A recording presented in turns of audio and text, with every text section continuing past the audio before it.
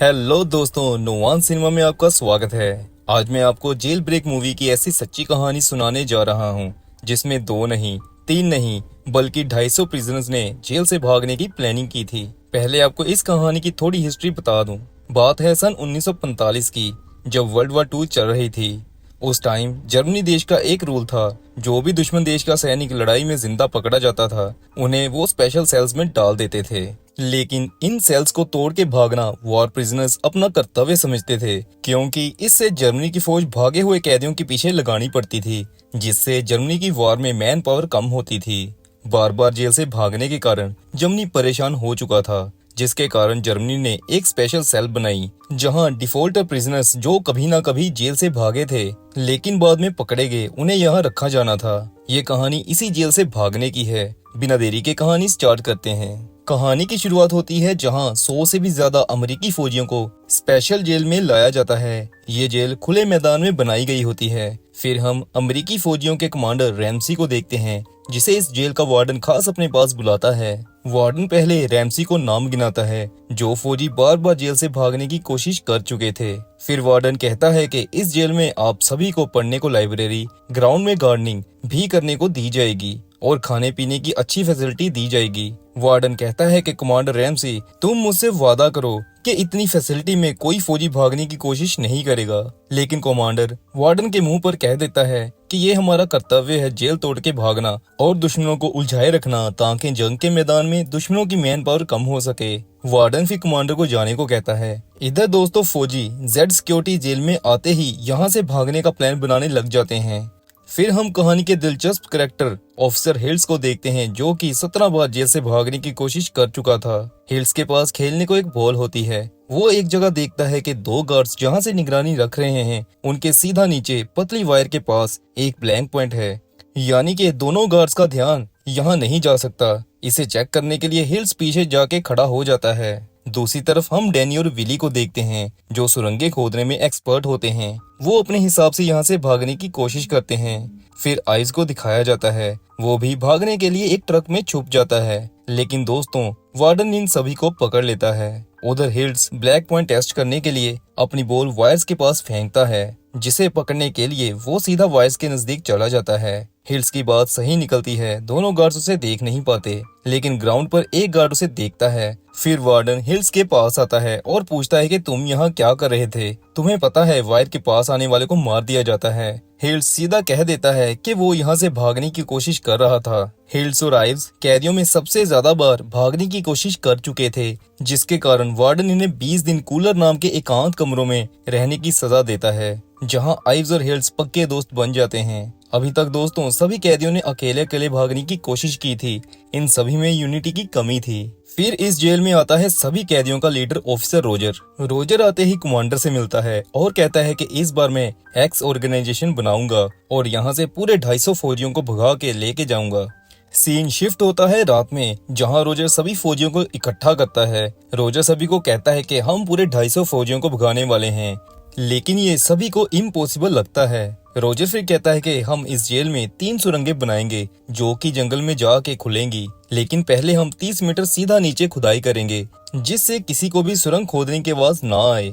फिर रोजर कहता है कि हम सुरंगों को सीक्रेट नाम से बुलाएंगे, टॉम, डिक एंड हैरी। जिस कमरे से जंगल तक का डिस्टेंस सबसे कम होता है, रोजर उसके साथ वाले कमरे में टॉम की खुदाई करने को कहता है और दूसरी सुरंग को एक वॉशरूम से खोदने को कहता है। लेकिन तीसरी सुरंग मूवी में नहीं दिखाई जाती। ये बताने के बाद रोजर डिफरेंट टीम्स बना देता है, जिसमें किसी का काम जर्मनी फौजियों जैसे कपड़े बनाने का था, ताकि भागने के बाद वो जर्मनी वासी बनने का नाटक करके देश छोड़ सकें। एक टीम को नकली पासपोर्ट बनाने का काम दिया जाता है, जिसका हेड एक अधेड़ उम्र का कॉपी स्पेशलिस्ट कोलिंस होता है। सुरंगें खोदने का काम डैनी की टीम को दिया जाता है और ऐसे सभी को अपने अपने काम रोजर सौंप देता है। अगले दिन हम हॉकिंस को देखते हैं, जो कि अपने साथियों को इशारा करता है। फिर एक फौजी जानबूझ के पानी खुला छोड़ देता है, जिससे गार्ड्स का ध्यान पानी को बंद करने में लग जाता है। इधर हॉकिंस एक गाड़ी में से लोहा चोरी करके कमरे में पकड़ा देता है। उधर डैनी ने एक बंदे को बाहर गार्ड करने को रखा होता है। वो गार्ड इशारा करता है और डैनी कमरे में रखे बर्नर को साइड पर करता है और सभी को बताता है कि इस बर्नर को हम चलता रखेंगे जिससे जर्मनी पुलिस को लगे कि हम कुछ बनाने में बिजी हैं। डैनी ने कुछ कैदियों को बाहर जानबूझ के लोहा गाड़ने का जिम्मा दिया होता है। जब वो लोहा गाड़ते हैं, अंदर डैनी सुरंग खोदना शुरू करता है। बताया जाता है कि ये डैनी की 17 सुरंग थी। दूसरी सुरंग खोदने से पहले डैनी एक स्क्वायर शेप का ढक्कन मंगवाता है। डैनी बताता है कि जब जर्मनी पुलिस वाले चेकिंग करने आएंगे तब हम इस ढक्कन से सुरंग को बंद कर देंगे। और दोस्तों, वैसा ही होता है। जर्मनी पुलिस वाले रात को चेक करने आते हैं। डैनी जल्दी सुरंग को ढक्कन से कवर करता है। विली उस ढक्कन के ऊपर पानी भर देता है जिससे ये लगता है कि ये एक सीवरेज होल है। अब इन्होंने सुरंगें खोदना तो शुरू कर दिया था, लेकिन प्रॉब्लम ये आ रही थी कि जो सुरंगों से मिट्टी आ रही थी वो गीली थी और बाहर वाली मिट्टी सूखी थी। इस मिट्टी का जर्मनी पुलिस को पता लग सकता था। रोजर इसका हल सोच ही रहा होता है कि तभी एरिक आता है और रोजर को दिखाता है कि अगर हम इन कपड़ों में मिट्टी डालें और इन्हें अपने ट्राउजर में छुपा के बाहर ग्राउंड वाली मिट्टी में मिला दें तो किसी को शक नहीं होगा। रोजर कहता है कि पहले ये टेस्ट करना होगा। एरिक कहता है कि मैंने पहले ही टेस्ट कर लिया है। एरिक का प्लान सक्सेसफुल निकलता है और ऐसे मिट्टी का इशू भी सोल्व हो जाता है। दूसरी तरफ सुरंगों में सांस की दिक्कत ना हो, जेम्स एक आर्टिफिशियल हवा मारने वाला पंप तैयार कर लेता है, जिसे देख के रोजर बहुत खुश होता है। कॉलिंस को पासपोर्ट बनाने का काम दिया होता है, लेकिन प्रॉब्लम ये होती है कि उसने कोई भी जर्मन पासपोर्ट देखा नहीं था। इसका हल हॉकिंस निकालता है। वो अपने कुलीग को कुछ सामान लाने को कहता है और वो सामान अपने पास रख लेता है। हॉकिंस फिर एक हल्की उम्र के जर्मन सोल्जर को अपनी बातों में फंसाता है और उसे अपने कमरे में ला के वो सामान दिखाने लगता है जो उसने मंगवाया हुआ था। ये देख के सोल्जर हैरान हो जाता है और कहता है कि तुम्हारे पास ये सामान कैसे आया। सोल्जर कहता है कि मैं ये बात अपने सीनियर ऑफिसर को बताने वाला हूँ, लेकिन हॉकिंस कहता है कि अगर तुम्हारे सीनियर ने पूछा तुम मेरे साथ यहाँ क्या कर रहे थे तो तुम क्या जवाब दोगे। ये सुन के सोल्जर हॉकिंस के साथ बहस करने लगता है। हॉकिंस चालाकी से उस सोल्जर का पर्स निकाल लेता है जिसमें उसका पासपोर्ट आईडी प्रूफ होता है। दोस्तों, कहानी सुनते सुनते आपको ये सब काल्पनिक लगेगा, लेकिन ऐसा सच में हुआ था। फिर हॉकिंस कॉलिंस और रोजर को पासपोर्ट और आईडी दिखाता है। ये देख रोजर हॉकिंस से बहुत इम्प्रेस हो जाता है और उसे शाबाशी देता है। फिर दिन आता है जब हिल्स और आइव्स कूलर से बाहर आते हैं। रोजर को पता है कि हिल्स आते ही फिर से भागने की कोशिश करेगा। रोजर हिल्स को अपना प्लान बताता है, लेकिन हिल्स अकेले काम करने में बिलीव रखता है। रोजर उसे कहता है कि हमें बाहर जाने के बाद शहर का पूरा मैप चाहिए होगा। हिल्स समझ आता है कि मैप ला के देने का मतलब दोबारा पकड़े जाना है, लेकिन हिल्स कहता है कि मैं एक बार यहाँ से भाग गया तो दोबारा वापस कभी नहीं आऊंगा। हिल्स फिर वहाँ से चला जाता है। इधर कॉलिंस और हॉकिंस अब इकट्ठे एक ही रूम में रहने लगते हैं। वहाँ जर्मन सोल्जर आता है जिसका पर्स हॉकिंस ने चोरी किया था। वो घबराई हुई आवाज में हॉकिंस को कहता है कि मेरा प्लीज पर्स ढूंढ लो। हॉकिंस कहता है कि उसे एक कैमरा चाहिए, बदले में वो पर्स ढूंढ देगा। इस कैमरे से दोस्तों कॉलिंस ने सभी की पासपोर्ट साइज फोटो बनानी थी। जर्मन सोल्जर मान जाता है। दूसरी तरफ सुरंग का काम करते करते मिट्टी बहुत ज्यादा सुरंग बनाने वालों पर गिर रही थी। रोजर सभी को कहता है कि अपने बेड के फट्टे उखाड़ के सुरंग में लगाओ, जिससे मिट्टी गिरना बंद हो जाती है। सभी अपना अपना काम करने में बिजी होते हैं। फिर 4 जुलाई अमेरिका के इंडिपेंडेंस डे आता है। सभी अमेरिकी जश्न मनाते हैं। यहाँ फिर हिल्स और आइज सभी को आलूओं से बनी शराब पिलाते हैं। फिर रोजर को समझ लगती है कि इतने दिनों से ये शराब बनाने में लगे हुए थे। हिल्स रोजर से पूछता है कि तुम सब कब भागने वाले हो। रोजर कहता है कि आज रात ही। दूसरी तरफ एक जर्मन ऑफिसर उस कमरे की तलाशी लेने जाता है जहाँ पहली सुरंग यानी कि टॉम थी। ऑफिसर चेक करता है लेकिन उसे कुछ भी नहीं मिलता। लेकिन फिर एक जर्मन सिपाही को बर्नर के नीचे वाली फट्टी नकली लगती है। जब वो इसे उठा के देखता है तो इन्हें टॉम सुरंग मिल जाती है। ये देख के कई अमेरिकी फौजियों के हौसले टूट जाते हैं। उनमें आइव्स भी एक होता है। उसे लगता है कि वो कभी इस जगह से बाहर नहीं जा पाएगा, जिसके कारण वो भाग के सीधा वायर चढ़ के भागने की कोशिश करता है, लेकिन गार्ड्स उसे मार डालते हैं। हिल्स का पक्का दोस्त होने के कारण उसे बहुत दुख लगता है। फिर हिल्स रोजर को कहता है कि मैं आपको नक्शा ला के दूंगा। उसी रात ब्लैंक पॉइंट की हेल्प से हिल्स जेल से भाग जाता है और फिर से एक बार पकड़ा जाता है और उसे वापस जेल लेके आया जाता है, लेकिन इस बार हिल्स जानबूझ के पकड़ा गया था। जेल से भागने के कारण उसे फिर से कूलर में रहने की सजा दी जाती है। इधर कॉलिंस जिसे पासपोर्ट बनाने का काम दिया गया था, पासपोर्ट बनाते बनाते उसकी आंखों की रोशनी बहुत कम हो जाती है, जिससे उसे दिखना बहुत कम हो जाता है।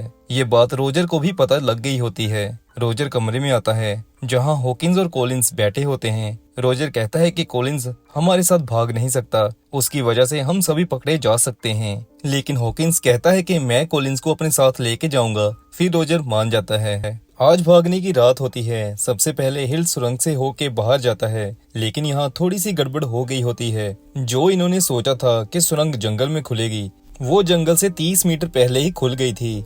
रोजर का एक साथी कहता है कि आज भागना रहने देते हैं, लेकिन रोजर कहता है कि सारे नकली डॉक्यूमेंट्स पर आज की ही डेट है। फिर हिल्स कहता है कि मैं जाके एक रस्सी बांध देता हूँ, जब रास्ता साफ होगा तो मैं इस रस्सी को खींच के इशारा कर दूंगा। फिर ऐसे करते करते 76 लोग सुरंग से निकल के भाग जाते हैं। लेकिन फिर गार्ड को जंगल में से कोई आवाज आती है। वो आगे होके देखता है, हिल्स छुप जाता है। इधर सुरंग में अगले कैदी को पता नहीं होता कि बाहर क्या चल रहा है। हिल्स के इशारा ना करने के कारण वो कैदी खुद से बाहर आने की कोशिश करता है। तभी गार्ड उसे देख लेता है। वो उस पर गोली चलाने लगता है, लेकिन हिल्स उस गार्ड का एक बार तो ध्यान भटका देता है। फिर हिल्स वहां से भाग जाता है। और ऐसे दोस्तों 250 कैदियों में से 174 कैदियों से भागा ही नहीं जाता। फिर भागे हुए कैदियों की अग्नि परीक्षा शुरू होती है। उन सभी ने जर्मनी देश को किसी भी हालत में छोड़ना था। सारे भागे कैदी अलग अलग हो जाते हैं ताकि किसी को शक ना हो पाए। पूरे देश में अलर्ट हो जाता है। रोजर और उसका एक साथी एरिक, हॉकिंस और कॉलिंस एक ट्रेन में अलग अलग बैठ जाते हैं। लेकिन हॉकिंस देखता है कि जर्मनी के पुलिस वाले ट्रेन में छापा मार रहे हैं। वो एरिक को अलर्ट करता है और कॉलिंस को साथ लेकर ट्रेन से जंप मार देता है। एरिक, रोजर और उसका साथी बच जाते हैं क्योंकि उन्हें जर्मनी लैंग्वेज भी अच्छी बोलनी आती होती है। फिर ट्रेन एक स्टेशन पर रुकती है, जहां एरिक देखता है कि रोजर को पुलिस वाला इन्वेस्टिगेट कर रहा है और संभावना है कि रोजर पकड़ा जा सकता है, जिसके कारण वो एक पुलिस वाले को गोली मारता है, जिससे बाकी पुलिस वालों का ध्यान एरिक पर जाता है। रोजर और उसका साथी मौका देख के वहां से भागते हैं, लेकिन जर्मन पुलिस एरिक को मार डालती है। फिर सीन शिफ्ट होता है और हम जेम्स को देखते हैं, जो किसी आदमी की साइकिल चुरा के जर्मनी से भागता है। फिर हम हिल्स को देखते हैं, जो रास्ते में एक तार से जाल बिछा के एक जर्मन पुलिस वाले से बाइक चुराता है और उसके कपड़े भी चोरी कर लेता है और वहां से भागता है। लेकिन दिखाया जाता है कि शहर के बॉर्डर पर पुलिस वाले हिल्स को पहचान जाते हैं और उसके पीछे लग जाते हैं। फिर सीन शिफ्ट होता है और हम हॉकिंस और कॉलिंस को देखते हैं। पेशे से पायलट हॉकिंस एक एरोप्लेन वाले बेस पर पहुंचता है, जहां से वो एक एरोप्लेन चोरी करके कॉलिंस के साथ जर्मनी से भागता है। लेकिन प्लेन में ऑयल कम होने के कारण वो क्रैश कर जाता है, जिसके बाद जर्मन पुलिस वाले इन्हें देख लेते हैं और गोलियां चलाते हैं। कॉलिंस को गोली लगती है, जिससे वो मारा जाता है, लेकिन हॉकिंस अपने आप को सरेंडर कर देता है। सीन शिफ्ट होता है और हम हिल्स को देखते हैं, जो बचता बचता बॉर्डर तक पहुंच जाता है। लेकिन बॉर्डर पार करते समय वो बॉर्डर वायर्स में फंस जाता है और वो फिर से पकड़ा जाता है। दूसरी तरफ जेम्स, जो कि साइकिल से भागा था, वो एक कॉफी शॉप पर रुकता है, जहां जर्मन पुलिस वाले भी बैठे होते हैं। कॉफी का ओनर जेम्स को कहता है कि आपके लिए फोन आया है। जेम्स सोचता है कि उसे किसका फोन आया होगा। वो फोन सुनने लग जाता है। उसी टाइम कुछ लोग गाड़ी में आते हैं। जेम्स कॉफी शॉप ओनर के साथ छुप जाता है। वो गाड़ी वाले जर्मन पुलिस वालों को मशीन गन से भून देते हैं। जेम्स को यहाँ पता चलता है कि ये कॉफी शॉप वाले बागी हैं। फिर जेम्स इन्हें अपने बारे में बताता है और इनसे हेल्प मांगता है जर्मनी देश से बाहर निकलने के लिए। कॉफी शॉप वाले मान जाते हैं और ऐसे जेम्स देश को छोड़ने में सक्सेसफुल हो जाता है। दूसरी तरफ रोजर और उसका साथी बस पकड़ने लगते हैं, लेकिन यहाँ पुलिस वाला रोजर के साथी को पकड़ लेता है। लेकिन मौका देख के दोनों वहाँ से भागते हैं। फिर रोजर और उसका साथी भी पकड़े जाते हैं। इसके बाद रोजर को मिला के 50 अमेरिकी फौजियों को जर्मन पुलिस वाले वापस उसी जेल में लेके जा रहे होते हैं। लेकिन रास्ते में एक पुलिस वाला कहता है कि थोड़ी देर तुम सब यहीं रुक के रेस्ट करो, फिर दोबारा चलते हैं। लेकिन दोस्तों, यहाँ जब सारे फौजी बाहर आ जाते हैं तो पुलिस वाले उन्हें मशीन गन से भून डालते हैं और 50 के 50 फौजी मारे जाते हैं। इधर जेल में ये बुरी खबर वार्डन कर्नल को सुनाता है। फिर दिखाया जाता है कि डैनी और विली एक बोट के जरिए जर्मनी से भागने में सफल हो जाते हैं। इधर बचे हुए 23 कैदी दोबारा जेल में वापस आ जाते हैं। हिल्स को दोबारा कूलर में रहने की सजा दी जाती है क्योंकि उसने एक जर्मन ऑफिसर के कपड़े उतरवाए थे और बाइक चोरी की थी। और ऐसे दोस्तों, दी ग्रेट एस्केप मूवी की कहानी खत्म हो जाती है। ये मूवी दोस्तों उन 50 फौजियों की याद में बनाई गई थी